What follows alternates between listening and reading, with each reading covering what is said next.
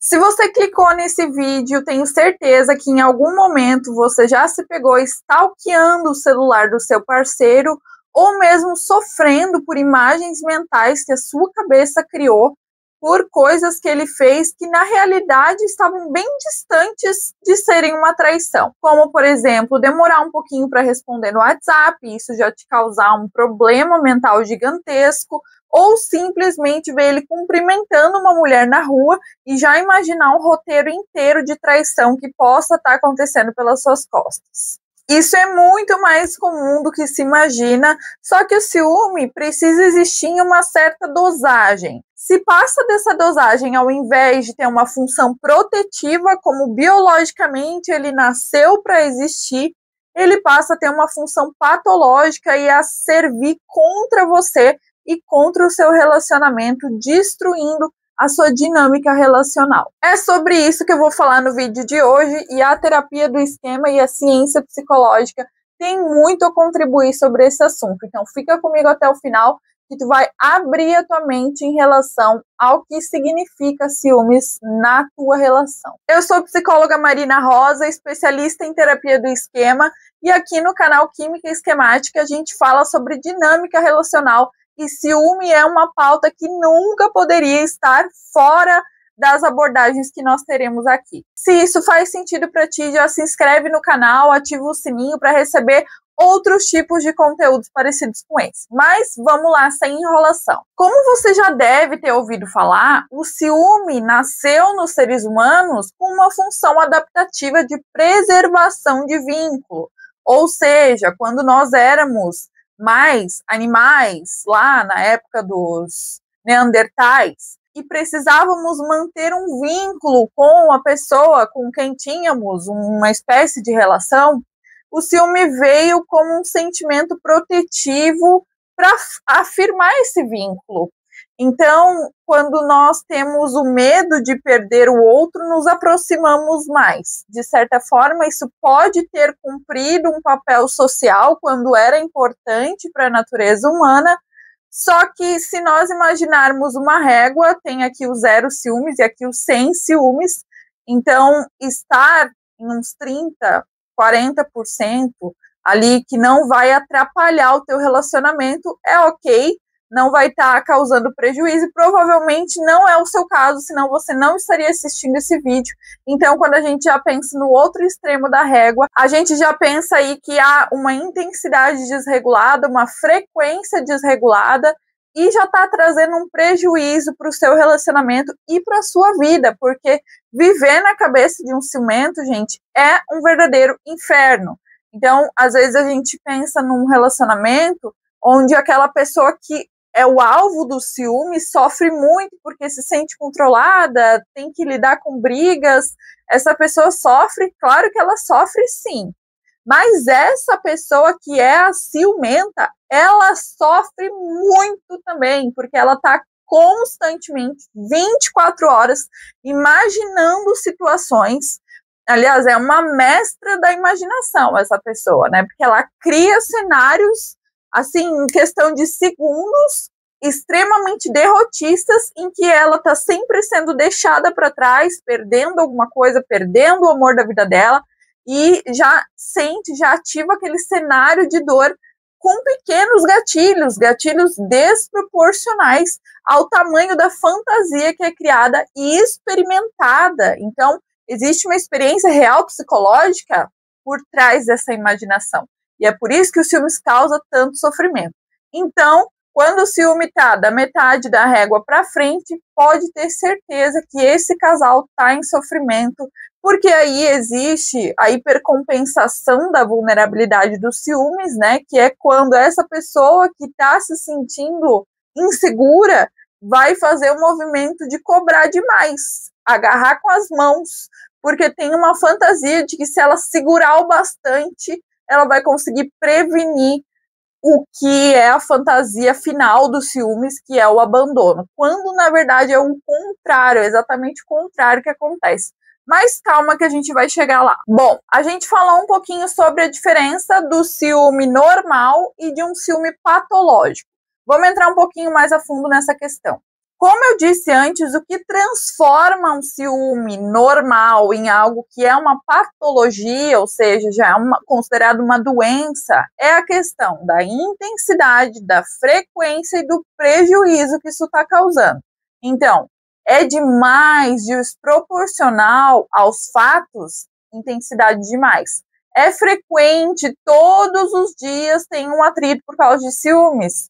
É patológico. E tá trazendo prejuízo para esse casal, para esse relacionamento. Vocês terminam e voltam 1 milhão de vezes, ficam sempre nesse ritmo instável, tem um prejuízo acentuado. Então, configurou esses 3 fatores, a gente já pensa na patologização dos ciúmes, e aí não basta simplesmente se conscientizar disso. Claro que tomar consciência, que é o primeiro passo que você está fazendo nesse vídeo, é extremamente importante, mas provavelmente é ideal que você busque um auxílio psicológico, porque o que está por trás da patologização dos ciúmes, segundo a terapia do esquema, é um esquema de abandono e instabilidade. E aí, minha gente, a gente está falando de um buraco um pouquinho mais profundo do que se fosse simplesmente um ciúme normal. O que é isso? Esquema de abandono e instabilidade. Eu tenho falado já nos vídeos o que são os esquemas. Se você perdeu o que é isso, volta lá no segundo vídeo, onde eu explico direitinho sobre isso. Mas os esquemas, muito rapidamente explicando, são nada mais do que as nossas lentes. O filtro pelo qual nós enxergamos o mundo é o nosso esquema. Jeffrey Young, que foi quem postulou a terapia do esquema, fala de 18 esquemas, na verdade agora já saiu o 19º. Então são formas padrões de nós interpretarmos, experimentarmos e reagirmos ao mundo, e cada pessoa vai ter o seu conjunto de esquemas de acordo com o seu temperamento e de acordo com o que passou na infância, primeira infância, segunda infância e adolescência, que é quando os esquemas estão se formando e cristalizando, chegando na vida adulta já cristalizados e fazendo parte do seu mecanismo psíquico, sem que você nem tenha consciência de que isso está acontecendo com você, sem entender o que direciona, o que te movimenta, porque geralmente são aspectos dos quais não temos consciência, a não ser que estejamos em processo terapêutico. Então, gente, aí você vai me dizer o seguinte: Marina, mas eu nunca fui abandonada, da onde que eu tenho esse esquema de abandono? Eu fui uma criança que eu tinha minha mãe em casa, eu tinha meu pai em casa, isso veio da onde? Então não tem explicação para mim, então significa que eu sou realmente uma pessoa quebrada, porque eu criei um esquema sem uma justificativa real. Não funciona dessa forma. Primeiro, vamos entender o seguinte: o temperamento da pessoa, que é a forma inata com a qual ela já nasce, a carga hereditária, genética, o que está impresso em você quando você nasce, a sua orientação quando você nasce, ou seja, ninguém nasce tábula rasa, gente. Ninguém nasce folha em branco, não existe nascer folha em branco. A gente já nasce com algumas tendências a ser mais sensível, mais vulnerável, mais irritável, a ser mais triste. Então, cada ser humano já nasce de um jeitinho. Eu gosto muito de uma explicação de um professor que fala que cada um nasce com seu potinho. Ou seja, tem gente que tem um pote desse tamanho, de necessidade emocional, de vínculo, e tem gente que tem um pote desse tamanho. Então, quem tem um pote desse tamanho, se encher até a metade dele, já tá ótimo para a pessoa. Agora, quem tem um pote desse tamanho de necessidade de vinculação e se encher até a metade, tá faltando muito. Faltou muita vinculação. Então, vamos a um exemplo real para ficar um pouquinho mais claro. Você tinha, sim, os seus pais em casa, seus cuidadores te criaram, porém, você já tinha um temperamento que necessitava mais de vinculação, necessitava de um apego seguro muito bem estabelecido. E os seus pais estavam presos em jornadas de trabalho terríveis. Tinham que sair às 6 da manhã para trabalhar, voltavam às 11 da noite. Houve abandono fatídico, houve realmente o movimento do abandono por parte dos seus pais? Não, ninguém te abandonou. Você era cuidada pela sua avó durante o dia, final de semana seus pais estavam em casa, podiam estar um pouco cansados, podiam não te dar muita atenção, mas não te abandonaram. Foi a forma que eles conseguiram lidar com a sua criação e com a batalha de correr atrás de salário e de prover o sustento da casa. Enfim, não houve abandono real, mas houve abandono psíquico, houve experiência de abandono. Porque os seus amiguinhos todos eram levados pelos pais na escola, você não. Os pais dos seus amiguinhos estavam nas apresentações, os seus estavam trabalhando. E eu vou dizer uma coisa para as escolas, hein? As escolas fortalecem isso, fazendo dia de apresentação de pai, dia de apresentação de mãe, durante a semana, quando a grande maioria das pessoas é CLT. Fecha parênteses. Então, assim, houve uma experiência dolorosa para você e ela ficou armazenada no seu sistema de memória, no seu sistema amigdaliano, de uma forma pré-verbal. Antes de você conseguir manifestar suas primeiras palavrinhas, você já se sentia abandonada. É imagética essa emoção armazenada, então ela está bem enraizada.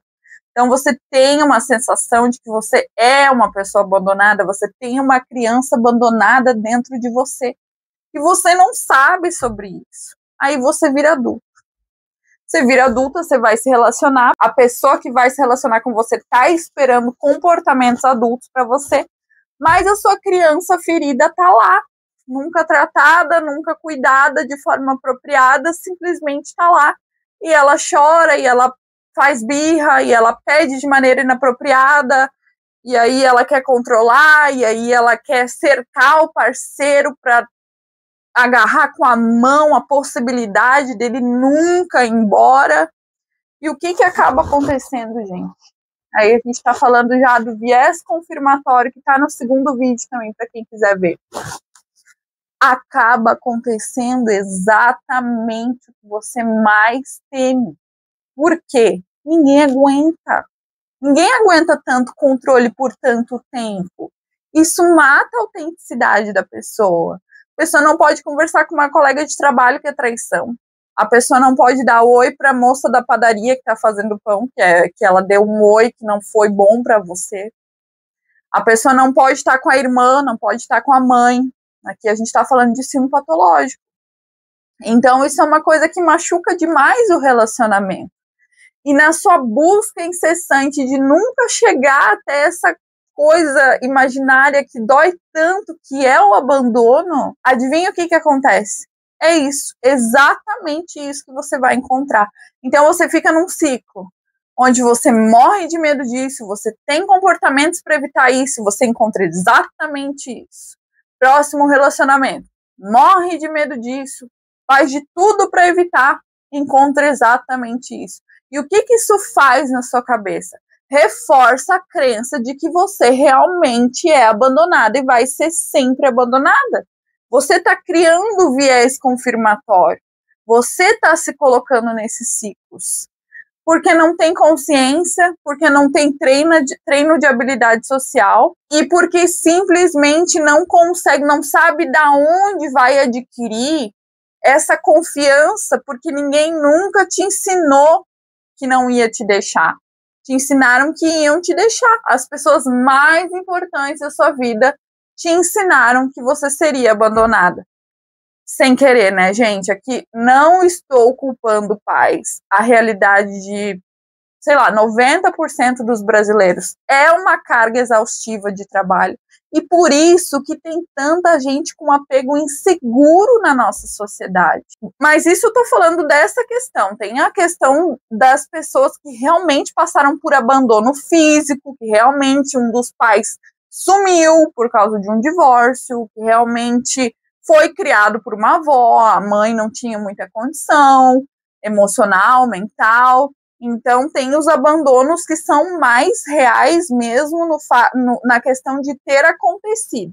E tem os psicológicos, que são tão fortes quanto os reais, fisicamente. Além do esquema de abandono, tem também o de desconfiança e abuso, que também é postulado na terapia do esquema. Aí a gente ainda vai ter a presença do ciúme, provavelmente o patológico também, só que a raiz dele é um pouquinho diferente, não é uma raiz de abandono, é uma raiz de desconfiança de intenção da outra pessoa. Não necessariamente existe aquele rombo no peito de que se você me deixar, minha vida acabou, mas existe sempre uma desconfiança por trás das atitudes da pessoa com quem você tá. Imagina que inferno que é viver num relacionamento que a pessoa que está com você não confia nas suas intenções. Isso é muito flutuante, é muito complicado, porque sempre vai ter alguma coisa por trás da sua atitude que a pessoa fica imaginando que não foi para o bem, que foi alguma coisa mal intencionada. Isso é muito complicado também. Esse tipo é um pouco menos encontrado, mas também existe, tá? Então é interessante a gente também entender que o ciúme pode se dar por esquemas diferentes. Bom, e quais são os danos disso, né, gente? Os impactos dessa situação, dessa dinâmica relacional para as pessoas participantes desse relacionamento. A autoestima de quem sente o ciúme provavelmente está detonada. De quem recebe pode estar também complicada, por mais que às vezes exista um sistema de retroalimentação no relacionamento também. Isso eu vou deixar para um outro vídeo, porque isso abre uma janela gigantesca. Mas pode sim que o parceiro que sofra a ação do ciúme, de certa forma, se alimente disso, goste disso, e a autoestima dele está elevando, porque ele também tem um padrão disfuncional de achar que se tem alguém coagindo ele, achando que ele vai abandonar toda hora, isso é uma forma de amor. E assim, a tendência de quem tem o esquema de abandono se relacionar com uma pessoa que se alimenta desse esquema é grande, tá? Isso por causa da química esquemática. Lembra que eu falei no primeiro e no segundo vídeos? A química esquemática é o encaixezinho da sua peça na peça do amiguinho. Então, aquele que morre de medo de ser abandonado provavelmente vai encontrar alguém que faça reforço intermitente com ele, que é aquela coisa de agora dou, agora não dou, agora eu sou bom, agora eu não sou, mantendo um clima de instabilidade porque se alimenta disso. Então, existe um encaixe, uma química esquemática. Quando esse é o caso, precisamos trabalhar os dois, e não só a pessoa que é a pessoa que sente muitos ciúmes. A relação fica algo assim, né, gente? Ativa o sistema dopaminérgico de uma forma bem destrutiva. Hora tá no céu, hora tá no inferno, hora tá no céu, hora tá no inferno. Justamente porque é um ciclo de brigas constantes onde não há estabilidade, o que é extremamente necessário para a construção de saúde no relacionamento. Se você não tem estabilidade no seu relacionamento, isso acaba atrapalhando outras áreas extremamente importantes, como trabalho, família de origem, seus lazeres, seu propósito, seus estudos, sua atividade física. O relacionamento ele é muito central na vida de uma pessoa. Então, se ele não vai bem, a probabilidade dele estar atrapalhando, interferindo em todo o resto dessa vida é muito grande. Por causa das brigas também se cria um ciclo de violência destrutivo em que cada vez se vai mais fundo, né? Cada vez se fala uma coisa mais ofensiva, cada vez se faz algo mais arriscado, mais perigoso. E como tem alguém nesse relacionamento, pelo menos uma pessoa, mas muitas vezes duas, que tenham medo do abandono, acabam passando por cima de coisas que não era para passar por cima e normalizando certas formas de desrespeito e de dano à saúde mental e emocional e se perdendo de uma forma bem drástica no meio disso. Ainda tem o fato, né, de que aquela pessoa que sente o ciúme, por ela sentir que está sendo enganada, ela se sente no direito de invadir a privacidade da outra, como se ela tivesse razão em estar sendo enganada, porque ela realmente acredita nisso, isso é algo muito real, é uma fantasia muito real para ela. Então ela vai sim invadir celular, ela vai hackear conta, ela vai chegar de surpresa em algum local, não de uma forma para agradar, mas para vigiar mesmo. Então vai se aí perdendo o espaço também dos indivíduos nessa relação, né? Vai se perdendo a identidade dos indivíduos. E o que fazer com isso? Como curar o ciúme, ou pelo menos como tratá-lo, né? A primeira coisa é você ter consciência de que isso está acontecendo e você determinar que não quer mais viver assim. Às vezes é preciso passar por muitas situações muito complicadas e dolorosas para então decidir: chega, eu não quero mais viver dessa forma. Eu preciso achar uma outra forma de me relacionar que não machuque tanto, que não destrua tanto as outras áreas da minha vida e nem essa. Então isso tudo começa através do autoconhecimento, né? Ir atrás de informação, buscar entender sobre isso, comprar livros sobre isso, buscar terapia. Se você tem condições, busque terapia, que vai te beneficiar muito. Na terapia do esquema, você consegue, através da aliança terapêutica, entender que você não vai ser abandonada a qualquer momento por todo mundo. E aí, quando você consegue emocionalmente entender e absorver isso, você consegue replicar nos outros relacionamentos. Mais uma vez, como eu sempre gosto de reforçar, em nome da ciência, não existe pílula mágica, não existe um cursinho de final de semana que você vai fazer, pisar na pedra quente, em nome de Jesus vai estar curado, amém. Não funciona dessa forma. Não existe um cursinho de Instagram também, que você pague R$97 e esteja curada também dos ciúmes. Não funciona assim. Terapia é processo e melhora de qualidade de vida é comprometimento. Então, saiba que existe um processo a ser percorrido, mas se você entrar no processo, você já consegue um pouco de alívio em relação a como está se sentindo agora, porque realmente viver com ciúmes e viver num relacionamento instável é algo que causa muito sofrimento, muito desgaste emocional para uma pessoa.